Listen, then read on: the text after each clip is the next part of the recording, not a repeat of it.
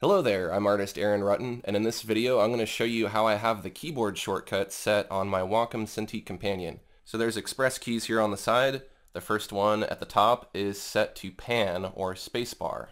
If I hold down the pan key, I can go ahead and move my canvas anywhere I want and reposition it on the fly. I use this shortcut all the time when I'm drawing and painting. The second keyboard shortcut right underneath that is set to Shift. Shift is a modifier, and along with Control and Alt, these are used a lot to help you perform different commands in Painter and other applications. For example, if I wanted to draw a straight line, I could hold Shift and that'll constrain my brush to a horizontal, vertical, or diagonal axis. Shift also comes in handy when you're transforming or resizing objects.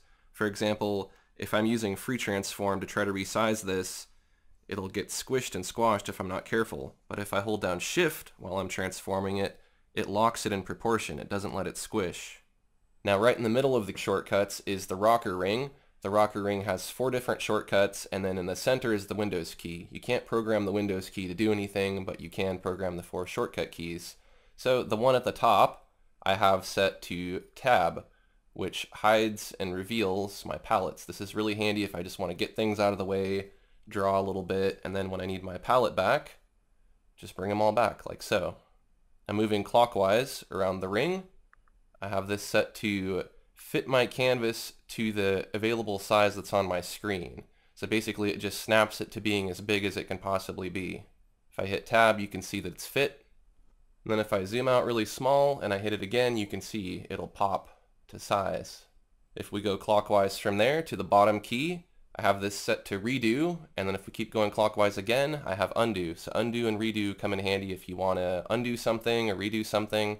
It's really good to have those two available. If we move down below the rocker ring to the next shortcut, I have this set to Alt. Now Alt works a lot like Shift, where you can just use it to alter a lot of different commands. But what it's most handy for is invoking the eyedropper tool while you're drawing. So if I wanted to pick a color off screen here, I can hold Alt, and I can click and I can get that red, or I can go over here and click and get that blue.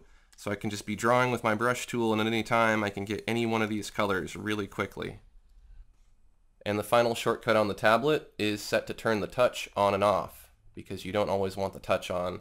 Sometimes you can accidentally touch things, or if you're using the zoom and rotate features with your fingers, that can get in the way. So I just have that to turn it on and off quickly. And then let's not forget that there's some shortcuts on the pen. The pen has 2 buttons. The button that's closest to the end of the pen, right here, I have it set to resize my brush. So if I hold this button down and I tap and I drag, I can make my brush bigger, or I can make it smaller really quickly. This is really handy for resizing your brush. The next shortcut I have, the button that's in the middle of the pen, is for right-clicking. You use right-clicks in Windows to bring up other dialogues and menus. Like in the Layers palette, I could delete a layer or duplicate a layer that way really quickly. And last but not least, there's the eraser, which I just leave it set to erase, but you could set it to do something else if you wanted it to. So there you go, that's how I have my Cintiq Companion customized.